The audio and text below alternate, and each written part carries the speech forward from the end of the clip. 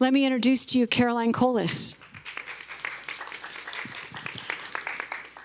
Good morning, good morning, good morning. I'm the JCC Director of Health and Wellness and also the Parkinson's Program. Thank you, Jessica, for introducing me to Kazim, who is the brainchild behind this event. I also, the JCC has a myriad of programs from film to cooking to pottery, so we're really an all-inclusive organization in addition to our Parkinson's program. And I wanted to introduce you to my amazing colleagues, Rebecca Gilbert.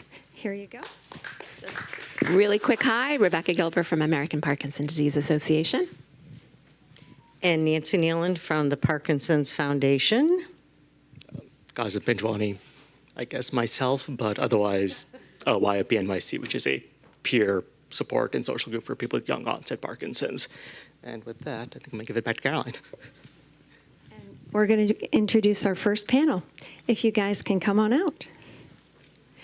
Why don't you take a moment, if you haven't already, and say hello to somebody next to you, or wave to somebody who is at another table while we're getting set up. And Zoom Unity just wanted to say hello to you as well.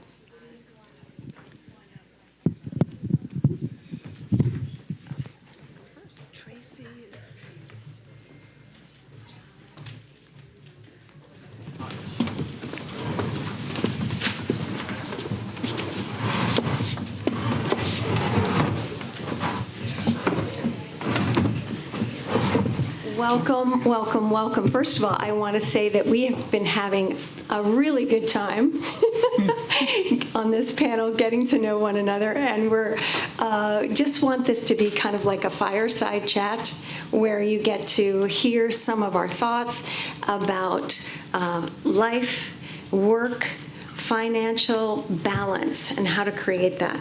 But let me have my panel introduce themselves. Alex, would you like to go first?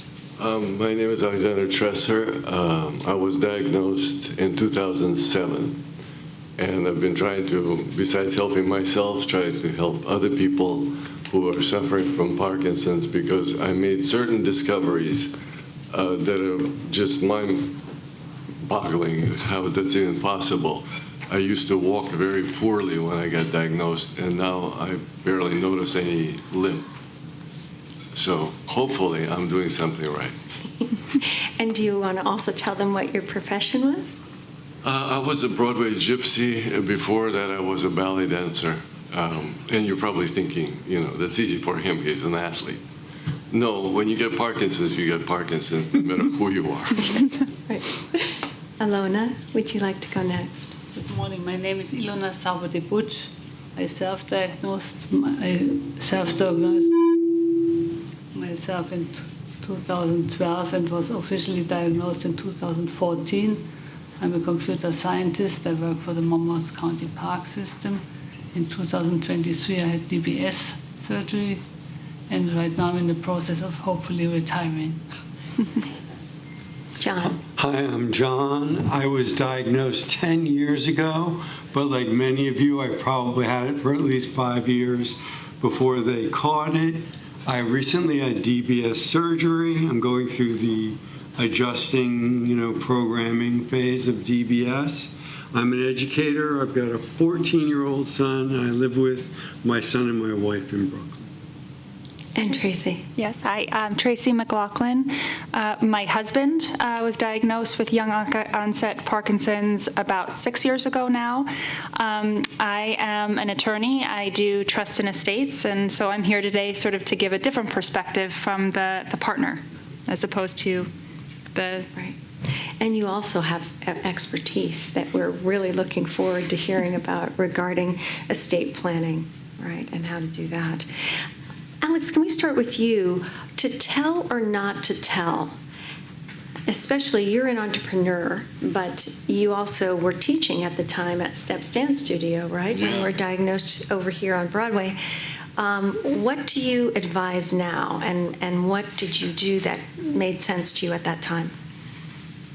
Well, hardly anything made sense at the time because I knew very little about Parkinson's. But at some point, I had to figure out a way to tell my bosses and people because something is off a little bit, and I didn't want people to go, "Did you see that?" He's like shaking. So a couple of years after I got diagnosed, I just basically opened up and I said, "This is what I have. This is what I'm dealing with," and they've been so understanding and so helpful that I never felt like it's that big of a deal. With years, it becomes a bigger deal because it's progressing, but there's so many things you can do to feel better, and hopefully we can cover some of it today.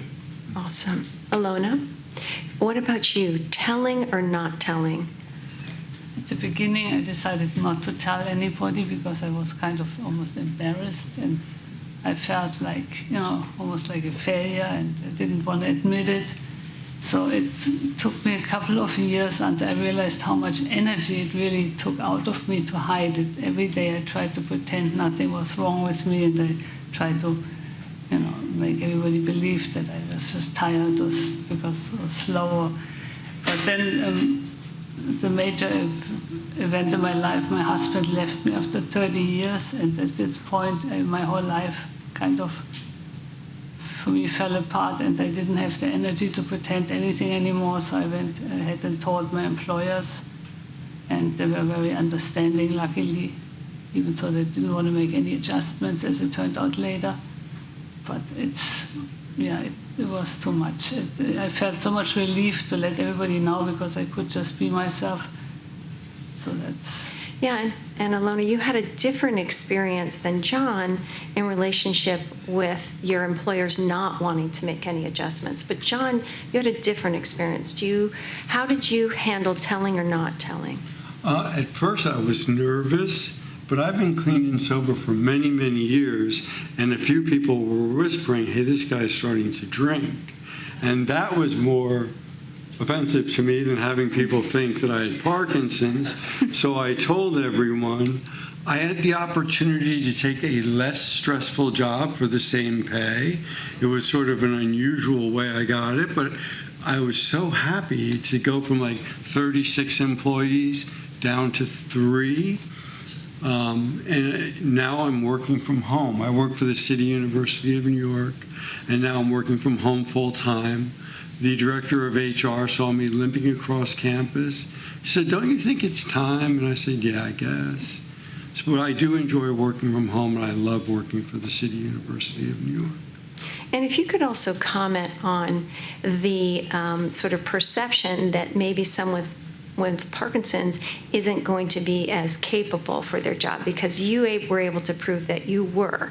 Yeah, I mean, I think when I took the smaller job, I wanted to make sure that I could convey that I could work just as much, if not harder. And what I do is I keep facts and figures. I'm the director of undergraduate scholastic standards. This is the number of people we academically dismissed. Look how many people we brought back. And we just keep doing a better and better job. So there's no way that they could question whether I have the capability to do my job. And Ilona, you had a different experience. Do you want to talk about how there was sort of a diminishing of some of the attention that you needed to pay attention to in your profession, and that encouraged you to possibly consider retirement?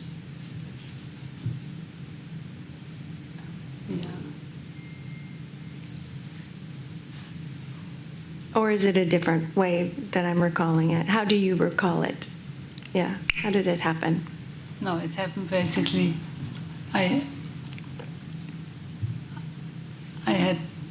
sorry. No, that's okay. So what made me consider the retirement was basically the realization how much time I needed to take care of myself. And I just couldn't. I had so many appointments, so I made a statistic because I like data analysis. I could quickly share it. In 2024, I had 273 medical appointments, which included everything: rocksteady boxing, acupuncture, yoga, anything I needed to do to maintain myself. 273 medical appointments or appointments to take care. That's a huge number. And I think it's indicative of that question that we're going to ask, and Tracy, I want to go to you too about Sure. how your husband found out and what you guys were doing about that. That's a lot of time to spend just on self-care. But to tell or not to tell, did you guys make that decision together, or how was that as a care partner? Sure. So my husband, and we actually talked about this just the other day, so I made sure that I'm not misrepresenting. But he has worked with his same core group. He's a sports producer with CBS, and the same core group for 20-something years. So to him, that's like family. And he was able to at least speak with them and be open with them from early on, as opposed to maybe when he broadened that circle, it was slower and over time as need be. For me, I have been more of a need to know with work because it hasn't affected me directly so far, right? And yes, there are days that we go to doctor's appointments together. But as an attorney, I have a very high workload, but it doesn't matter where or when I get it done as long as I'm getting it done. So if I'm out of the office for a few hours on a Tuesday, I get up Saturday morning and I put in a couple hours Saturday morning, right? That's just what I'm doing anyway by being an attorney, which if there's any lawyers in here, I'm sure you can relate.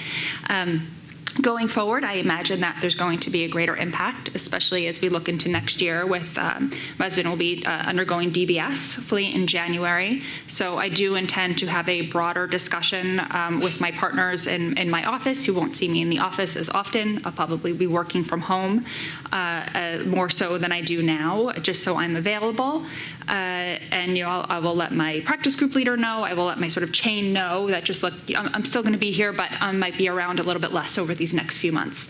Right. And again, as long as I'm finding the time and I'm doing what I need to do, that's okay. So I'm fortunate to have that flexibility in terms of doesn't matter where or when, as long as you're getting it done.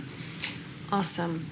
And that's a really important thing to note, is that the care partner also has to adjust and maybe have a conversation with their employers as well regarding medical appointments and those kind of things as well. So thank you, Tracy, for saying that.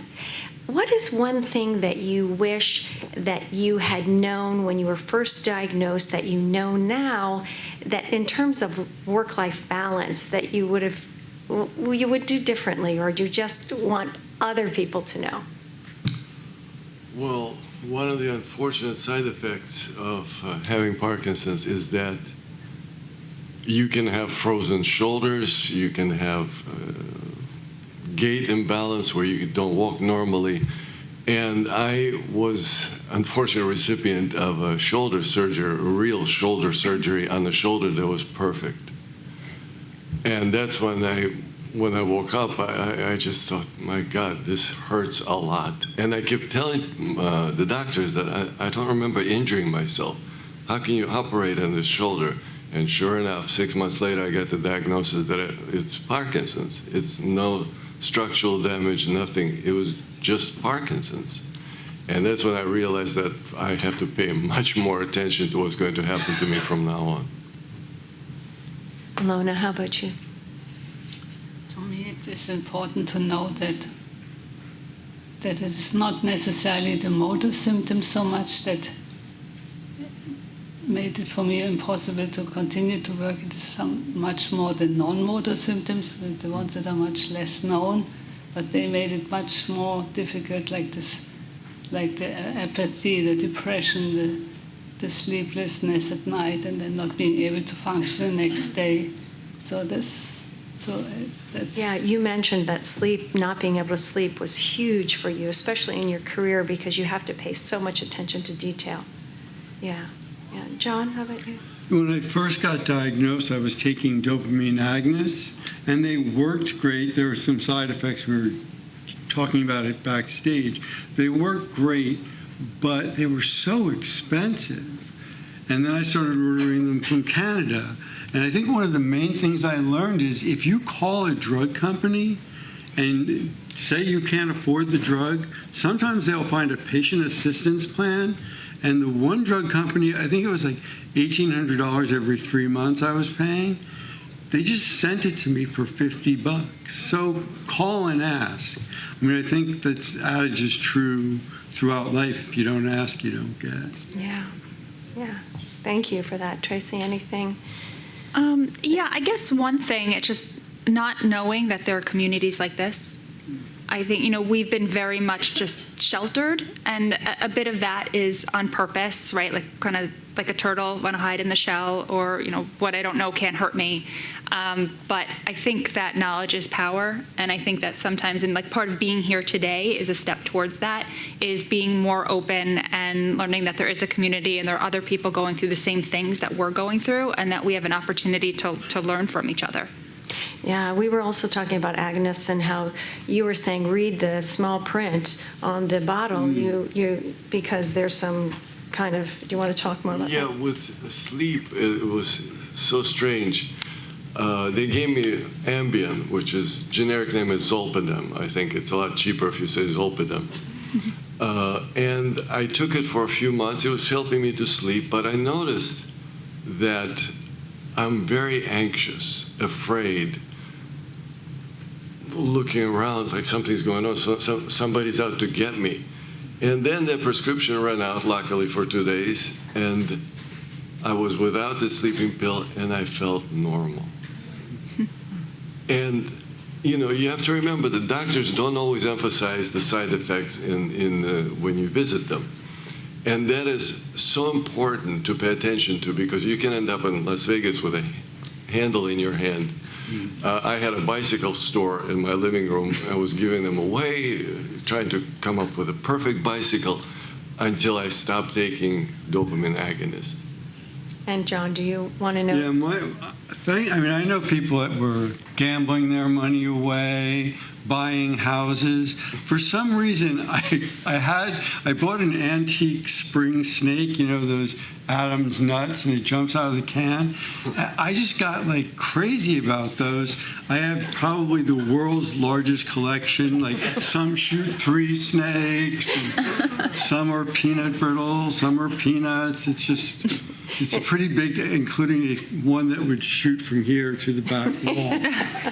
And Tracy, did you notice anything with coins? Coins. Oh, my husband was obsessed. It still is, but definitely coins. All hours of the night on the watching the blogs or the what are they called? Like the people that have the shows, podcast type shows. But so I can absolutely relate to that experience. And Ilona, anything to add to that? A huge collection of jigsaw puzzles, probably 2,000. 2,000 jigsaw puzzles. Yeah. So just to read the fine print on the prescription bottles, and to know that if you're behaving in a different way than you usually are, to pay attention to that. Yeah, would you say? Yeah. Let's switch a little bit, and Tracy, if I can start with you onto the finances of things. And you had some recommendations regarding estate planning. Can you say about that? Yeah, I have a couple of thoughts here. So first of all, I want to start off with just one thing that, where you try to see the silver lining. I think there's a long runway here. My friends, family, you see very young people that get cancer or have a heart attack, right? And all of a sudden their life is just snuffed.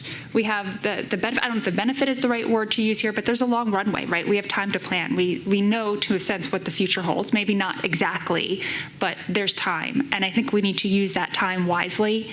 So one thing I just wanted my short plug here as an estate planner is if you haven't met with your attorneys and created your estate plan, and basically that's right, your estate is your stuff, and your plan is what are you going to do with that stuff? What do you want to happen to it, and who do you want to be in control of that? Because if you don't make those decisions, the state will make them for you. The second part of that, just thinking more sort of short-term now, and really anybody over the age of 18 should have their ancillary health care documents. So a healthcare proxy, making sure that you name someone that can act on your behalf and can make decisions for you if you're unable to make them yourself. A power of attorney over property, right? So somebody who can sign contracts, move money, make sure that bills are paid, right? These are very important documents. A living will as well. The living will is a document that allows you to dictate your end-of-life care. So if you are terminally ill, do you want artificial nutrition? Do you you want artificial hydration, painkillers, antibiotics, right? Or do you just want to just be left alone? You are in control of your destiny, and you are still in a position where you can make those decisions and put those plans in place. So I just wanted to sort of stress to everybody, again, my plug as an estate planner, I can't help myself, so please forgive me, to be thinking about those documents. And then the other thing that we talked about the other day was just sort of in terms of, like, my husband and I, for example, our own planning is just thinking ahead that, we are going to have a lot of expenses later, whether that's to and from doctor's appointments, right, just the transportation, whether that's home health care or just doctor's appointments. We're not, co-pays and deductibles. So we've sort of started thinking of this as a self-insurance now while we're younger, and we are, we dedicated a savings account and say, we'll just sort of put some stuff off aside in that account, and that is going to be the medical account. So we like to sort of, so someday when we need to pull from it, we don't feel like we're pulling from our savings. It's this self-dedicated account. So that's just something that we're doing. There's no special science to that or special magic, but something that we kind of thought about maybe a good plan for us. Anybody else on the panel just want to add anything to what they've done or thinking about that financial planning aspect of things? John, do you have a thought? I just met with my TIA rep, and it turned out that the fact that I've been very aggressive about saving all these years is going to be good. And I agree, I'm going to set up a trust. We're going to set up a trust for my son. I'm going to retire in 3 years, but last week we had that meeting. And I think it's better to meet with a person and know where you stand. I'm very comforted by it. Yeah. And Ilona, you're right on the cusp of deciding about retirement, or you've decided? My employer is basically asking me to retire because they only have 1 year of medical leave, and then they kind of, you have to leave, so either I retire myself or they retire me, so. The financial aspect of that is, for me, I worked there almost 20 years. I do not get health insurance or any health benefits from them. It worries me a lot. Like, for example, my 273 appointments cost me $10,000 in co-payments last year because I drove 3,000 miles to do all that. So the cost factor is huge to maintain yourself as good as you can, and so I haven't unfortunately done any of the things Tracy recommended because I just don't. But you now know Tracy. I know, now I'm super lucky. And that's one of the things that we discovered on the panel was Ilona was saying she felt alone. And what we were able to do is just say, wait a second, brainstorm a bit with one another. And I love that about communities like the JCC and APDA and the Parkinson's Foundation is that we're really here to help and give you the information that you need so you do not have to face this alone. Alex, did you want to say anything about finances? No. I'm in a very fortunate position where my wife is a doctor. I have 2 lovely kids. They paid me to say that. So I'm a stay-home dad, and one of the hardest things I've ever done. But yeah, I'm fortunate that I can spend time perfecting myself and doing all the exercises and whatever it is I need to do to stay healthy. Yeah. Speaking of that, our panel is about work-life balance, and this whole emphasis, which we know is important, on exercise. And Alex, you've said is the world is my gym. Do you want to expand on that? Well, it's cheap. You can do push-ups anywhere. I've seen people do it in the New York subway. It must be the latest thing. But yeah, this planet is just one big, gigantic health club. You just have to use playgrounds, parks, whatever. And my walking was so bad, as I mentioned already, that I used to ride my bicycle everywhere. And then they wouldn't let me in a lot of the offices or buildings. And I said, you know what, this is actually my wheelchair. Except instead of the wheels being this way, mine are that way. and that didn't go anywhere. so next time I bought a folding bike. I put it in a bag, and I'm carrying a bag, and nobody said a word. So you just have to be inventive and look for opportunities to exercise pretty much anywhere. And Ilona, how about for you? The pressure to exercise, how to figure that out. You were talking about the symptoms of feeling, apathy and depression and how that impacts you from this knowledge, right? We all have that we've got to exercise, And there's this juxtaposition, right? This tension between that and actually doing it. How can we create a balance with that? How do you do that?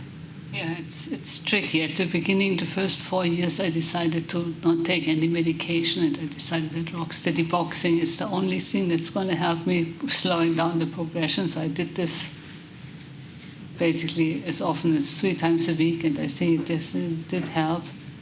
Nowadays, I kind of still do a lot of things. I take bowling lessons. I take pickleball lessons. That's more for fun than for health reasons, but then I do acupuncture, Pilates, yoga, speech therapy, PT, OT, anything possible to keep myself as fit as possible. That's awesome. And you also mentioned that one of the things that you would have done is take your medication earlier. Can you talk about that a little bit? Yeah, I think the 4 years was too long. I just didn't want to do it, and then I didn't realize that how much it progressed, or how I thought I was still doing fine, but I wasn't getting, it was slower and slower, and it didn't help that much. So I think if I would recommend it, I would start the medication earlier. It's not proven that it is worse if you take it, delay it or something. So. Awesome. And John, you also have a son, and do you want to talk about, how do you prepare for his future and your future, and also stay engaged in your own exercise? Well, I started a college fund many years ago. Once again, very glad that I did. I'm an educator. I don't make much money, so it's a big sacrifice to have life insurance and a college fund and put money into your 401k. And it's tough, but I'm very glad I did it. What I should say about exercise was when Michael J. Fox announced he was retiring from Spin City because he had Parkinson's, I noticed this finger going back and forth. This was 10 years before I was diagnosed. They diagnosed me with a familiar tremor and let me go on my way. Well, for some reason, I decided to really change my life. I stopped drinking. I started teaching spinning. I was teaching 8 spinning classes a week with a full-time job and working on my doctorate at night. And Parkinson's didn't bother me for that whole 10 years. 2 prominent movement disorder specialists said, "You bought yourself 10 years." Wow. I'm very grateful for those 10 years. Wow. And Tracy, has your life changed? Are you guys working out together? Or? Yeah. So we really try to approach it together in many ways that we can. So, we took tennis lessons for a while. Right now, we're going to guided stretch once a week or once every other week. We go on walks together. We both sort of work out on our own and are very supportive. And I'm probably a little bit more supportive in terms of getting someone to work out every day. But he appreciates it, I think. But when it comes to what we can do together, I do really try to look at it as, us. It's not you. You don't need to do this. You don't need to work out. You don't need to eat better. It's we need to work out. We need to eat better. So it's what can we do together, bring healthier foods into the home. Again, like tonight, let's go for a walk. Or when we go on vacation, we try to do a hike in one place, a bike in another place. We just try to do things that are more active and that keep us going together because we're in this together. Yeah, and Alex, can you talk about nutrition and also the discipline that you feel that when you adopted it made such a difference in your life? That it's like, wait a second, we're facing something here, and I have to approach this like an athlete or like, with a lot of discipline. Well, discipline is a word that I would use constantly when I'm working with people trying to help them. because without discipline, there's no way to win any battle against Parkinson's. It will get you. Absence of food is actually more beneficial than you would think. Smaller portions lead to greater results. And you have to monitor what you eat, what time you eat, when to take a break from food, occasionally fasting for a day or two. And you will notice that your progression is actually going towards the good. You're doing something right. 70% of success of living with Parkinson's is because of what you eat. And it takes time. You have to be your own nutritionist, and because doctors will not spend the time necessary to find out what works, what doesn't when it comes to food. They also don't tell you what exercises to do. And I'm not down on the doctors, we wouldn't get the pills without them. And having another appointment where I had to touch their finger and touch my nose, touch the finger, touch the nose. And I thought, that's probably a very expensive visit I just had, about $600. And then I thought, you know what? For half price, you can touch anything on me that you want.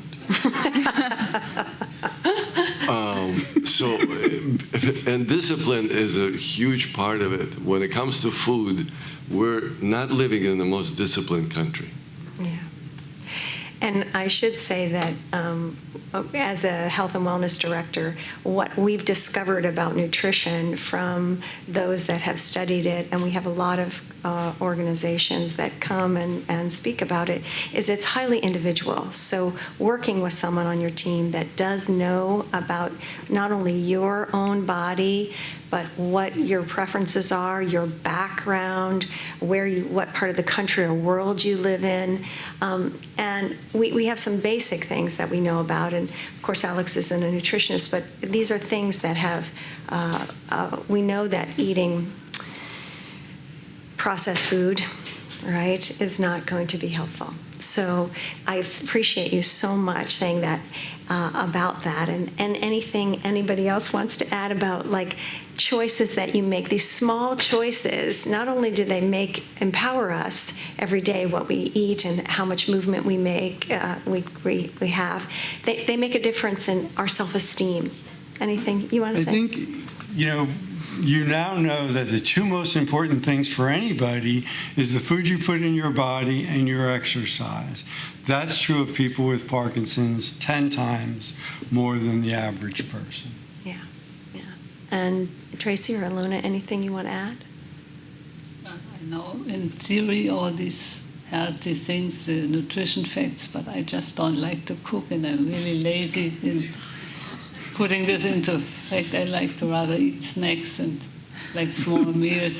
And, luckily I don't like most of the unhealthy foods, but so it's still healthy enough, but it's not as nutrition rich as it should be. So I think this is a really good point in terms of creating balance and lifestyle. Is we have to go to and recognize our own energy and who we are, right, as well, and not fight that.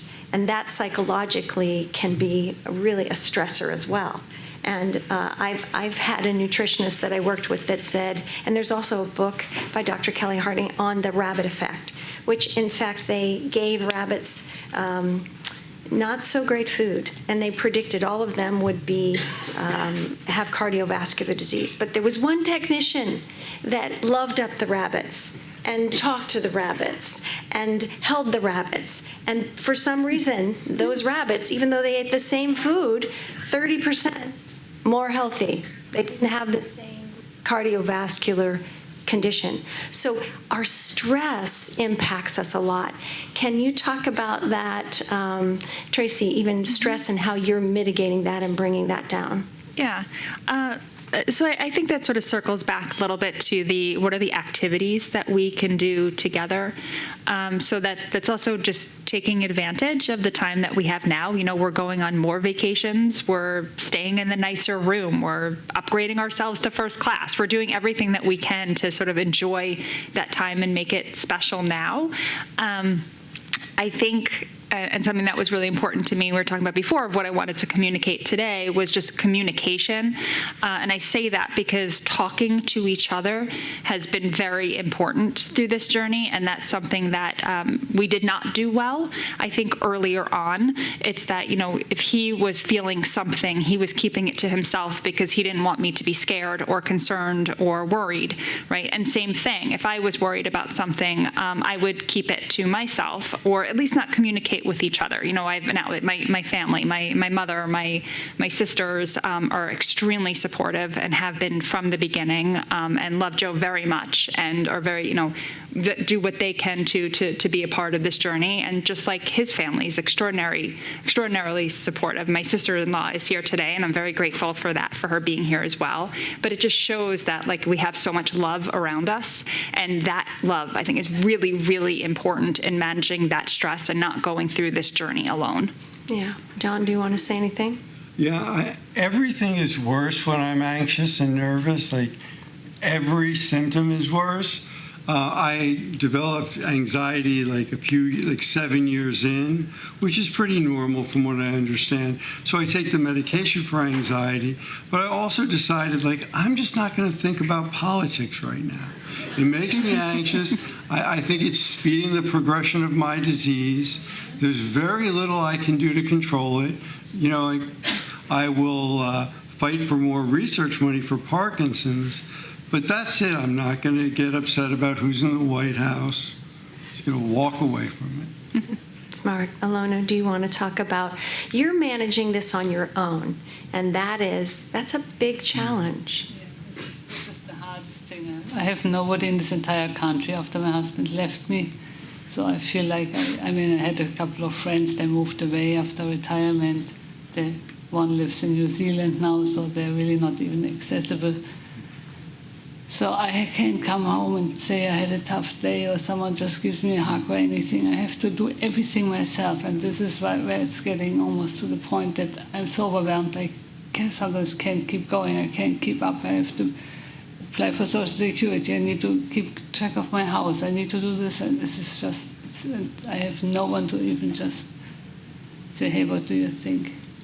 And that's why our organizations are so important, right? And we're going to scoop her up, right? And help when we found out this. So if you're out there and you are on your own, really, please reach out to the Parkinson's Foundation. There is the helpline, reach out to APDA, reach out to us, because it is impossible to do this on your own, I think.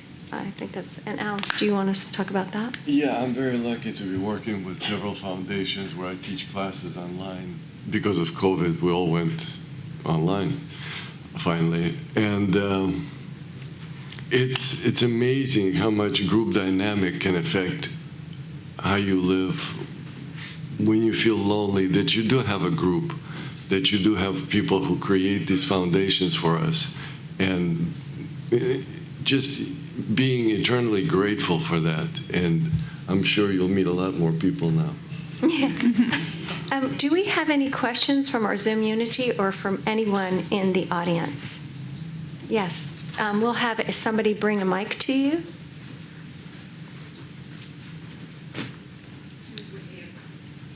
Terry's coming. There's cards. You can just take the cards. Cards. I believe there was cards that were passed around, and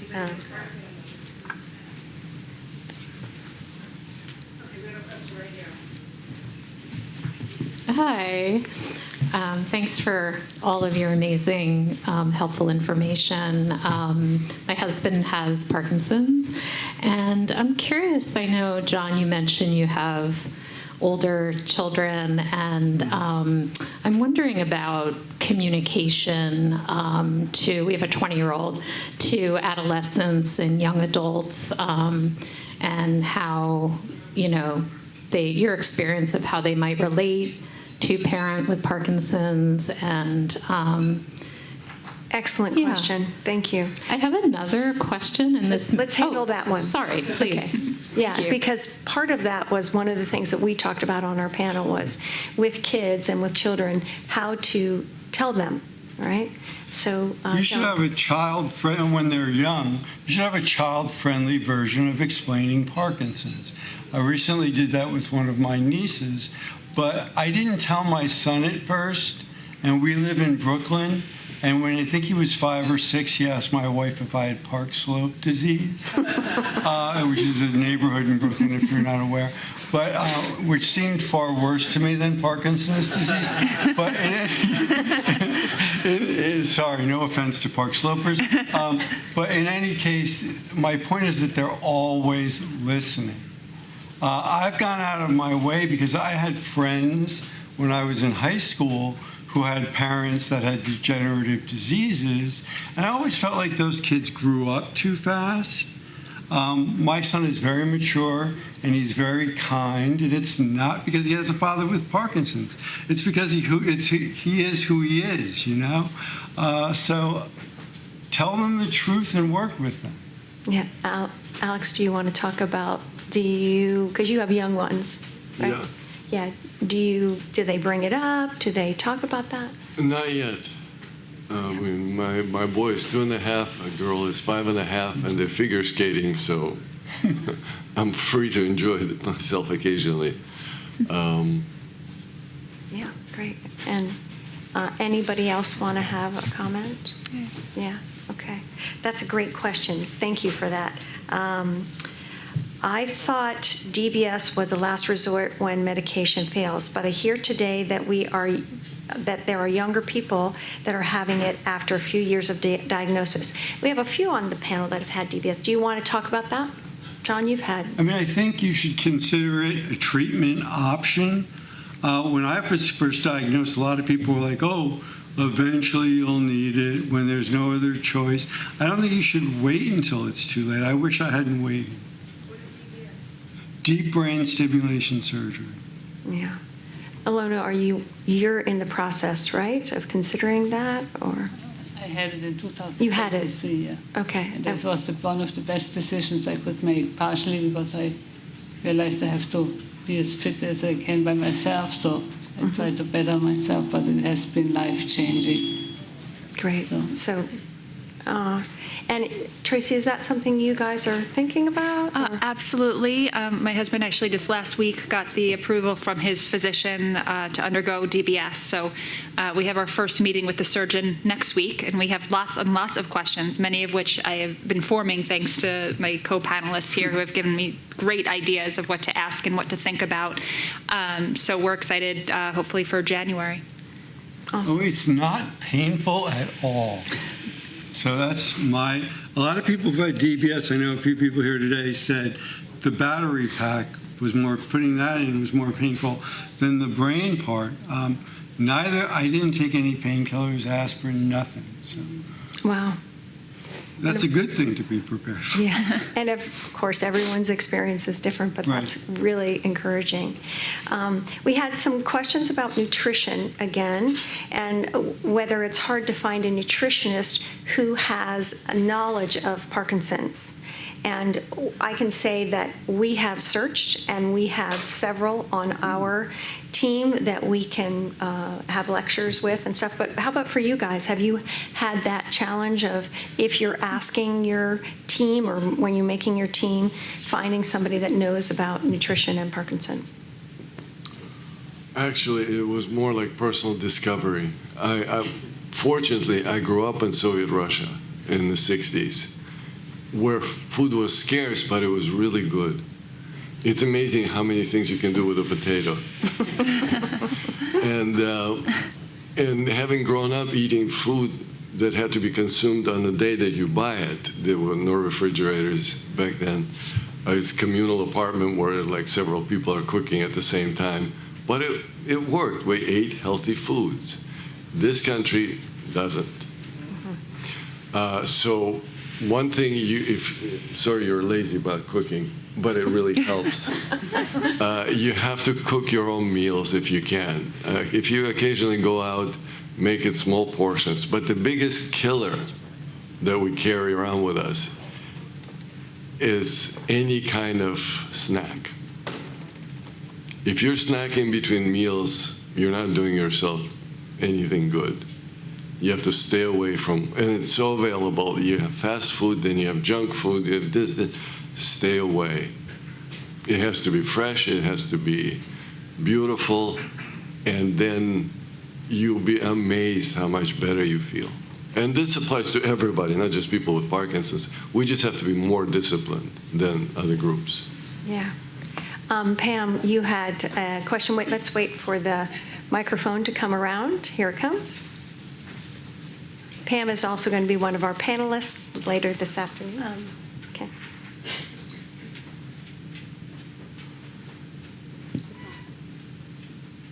What's the problem with snacking?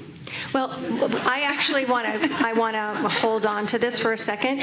It really depends. Again, as a health and wellness director, I can tell you I've had panels with somebody, for example, who has esophageal reflux.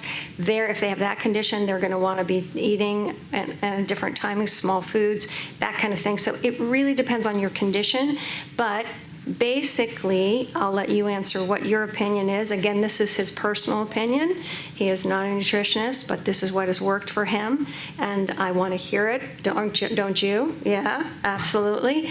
But I do want to have that caveat that you want to speak with your doctor. A lot of doctors now are doing much more with nutrition than they have in the past, and we have some wonderful resources for you of people that not only do have the background in nutrition. Nutrition's chemistry. It really is. A nutritionist or a dietitian studies a lot about chemistry and the interactions of the body. And somebody with Parkinson's has the medications they're taking and, the aging process and the foods they're eating. So it's complicated. And you're right that it has to be paid more attention to than it has been. Yeah, and I think if it's green, it's probably good for you. Just make sure to eat it, not to smoke it. There's just an abundance of so many foods where you can't even pronounce what they're made of. You never heard of these words, it's like a chemical lab that you don't belong to. And there's nothing wrong with snacking if you're having an apple or a mango or a vegetable. Something real. Go ahead, eat it. You will see that you're doing something right immediately. Portions have to be much smaller. Soups are some of the best things for you because they contain water, they contain vitamins, and everything else that you need. And I think it's quite simple. You just have to pay attention. Yeah, thank you. Yeah, thank you so much. We had another question. I want to go back, Tracy, to what you were saying about communication and how important that was. And you made a choice in relationships. Ilona, you're by yourself. You're in relationship, and you guys are in relationship. It's different. And you also you shared with us that you made the decision to get married with someone who was diagnosed with Parkinson's. Do you want to talk a little about that? Yeah, absolutely. So Joe and I met in early 2019, which also just coincided at the time of his diagnosis. So, 2 or 3 months into dating, we had a very scary and very serious conversation where he said, I need to be honest with you. I need to tell you what I'm going through. And, that was a really difficult, I think, point for us and for something for any couple to go through at the beginning of a relationship. But by then, even, we were just so lucky and so fortunate to have such a strong start and such a strong bond. And I remember speaking with my mom shortly thereafter because, I needed somebody to talk to and I needed an outlet. And what she really said to me, she goes, well, is he kind? Is he good to you? Is he generous? Does he make you happy? Does he make you laugh? And she's, so what? Right? Like, it doesn't change who he is. He's still that same person. And yeah, you're going to have challenges, but that's something that, you'll go through together. So I think that was sort of, a unique challenge for us was sort of falling in love at the same time as he's grasping with this new diagnosis and, learning to face this new unknown future, but going through that together. So when we do talk and we do chat and things get difficult, I always say to him, I want to be be here. I chose to be here. I knew what I was getting myself into, and I wouldn't, I would do the same thing again if I was given the option. And there are times in your relationships where things happen, like when you were creating the snake collection. Like, what are some of the moments that you can think of when you had to have a conversation or when with your partner or with a friend? John, do you want to talk? Well, I mean, like, there were times when my wife said, like, what you're doing right now is inconsistent with the way you normally behave. And just please remember that I said that. And then she'll say, remember when we had that discussion? Oh, yeah. And she'll do the same thing about me eating. Because, it's great to say make wonderful, nutritious meals. But food does not taste the same, right? And that's why, I know it's not the best thing for me, but there's a few protein shakes in the refrigerator. Because it's better than reaching for something. Yes, of course, these are protein bars and protein shakes are not the best thing for you, but it's there, and she reminds me, you should eat something. That's important. Yeah. Or even make them something to eat. I met this nutritionist. She's like, I don't understand why people with Parkinson's, you have to make good food and put it in front of them. Well, they may not be too motivated to eat good food. Not everybody knows the amazing results of eating good food. Maybe they would do it more often if they could. Yeah. But just give them a reminder. Yeah. And what about your bicycle shop?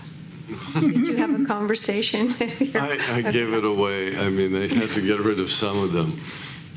But I still ride a bike, thank God. My walking is much better, too. So in some ways, I feel like I attained, I don't know how, a partial cure, for myself, that I can do all these things, at this advanced stage, which 2007 to now. Sometimes I forget when I got diagnosed because I just don't think about it that much. That's awesome. I know we only have a few more minutes. We did have a question as a follow-up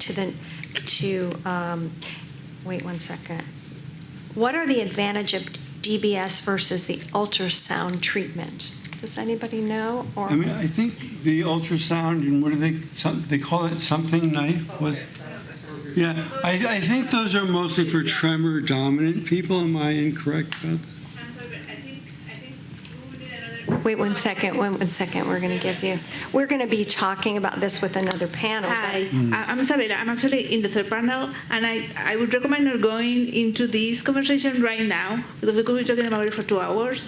So DBS and HIFU, which is what the question is about. That I don't want to assume, but no one. Are any doctors in the room? Any neurologists? Okay. Yeah, so come and talk to her, okay? Because it can get really detailed and really different. Yeah. And each person is going to talk about a different experience. As you've seen, this is amazing because you have 4 people who have different experiences, and then you have even more people with more different experiences later on. So don't get that. I would recommend not going into that particular one. It's a great question, but maybe not. We don't have the right people here for answering it as it should be. Thank you so much. Rebecca wanted to. I could just add to that. So the second panel will be about treatment, so maybe we'll address some of those questions then. And if anyone has any medical questions, I can talk to people over lunch. So I just wanted to say that this has been an extraordinary experience getting to know my panel and moderating, and it's been an honor. I've learned a lot, and I appreciate how generous you all have been, and with your questions and the willingness to just talk about what it's like. And we really wanted to have a diverse set of opinions so that you might be able to see yourself or not in this, and that there's not just one way. Parkinson's is unique for every single person, and we know that, and the approaches to it are unique. But in terms of lifestyle balance, is there any final word or anything that you guys want to say? Alex, we'll start with you. Just be disciplined, pay attention to what you're doing, how you're sleeping, how you're eating. Have a supportive team around you, starting with your family, where you work, who you interact with. and just be positive. That's something sometimes we have to remind people that it's not the end of the world. It's just the beginning of a new chapter. Awesome. Ilona. I think, to me, it's more like you never know how strong you are until you have no other choice than being strong. Beautiful. I would say always be looking for your next treatment plan. Before I had DBS, I was in a clinical study for a pump. The pump worked like magic for 4 years until it didn't. And then, it's like everything with Parkinson's, right? It worked until it didn't. And then I moved on to DBS. So, just because something is working for you now, don't be like, oh, this is great. What are you going to do when that stops working? If, I'm not saying to be negative, but have something ready and waiting to move to. And Tracy. Yeah, I guess just being open and honest and having those tough communications.